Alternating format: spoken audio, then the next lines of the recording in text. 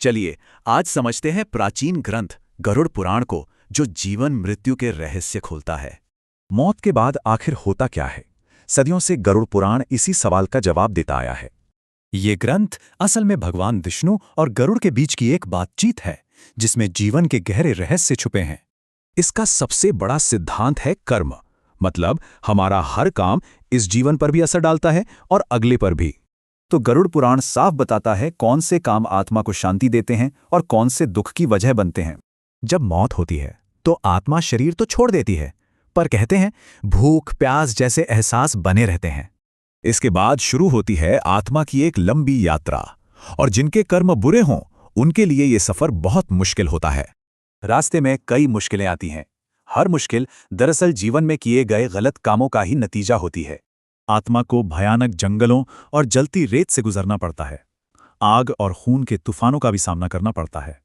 और इस मुश्किल सफर के बाद होता है कर्मों का हिसाब। यहीं तय होता है कि आत्मा का आगे क्या होगा। पता है, इसमें 84 लाख योनियों यानी जन्मों का जिक्र है। कर्म के हिसाब से कोई भी जन्म मिल सकता है। कर्मों के आधार पर आत्मा को या तो नरक मिलता है, या प्रीत योनि, या फिर धरती पर पुनर्जन्म या मोक्ष। अगर मौत स्वाभाविक ना हो या कर्म बहुत बुरे हों तो आत्मा प्रेत योनि में फंसकर भटकती रहती है।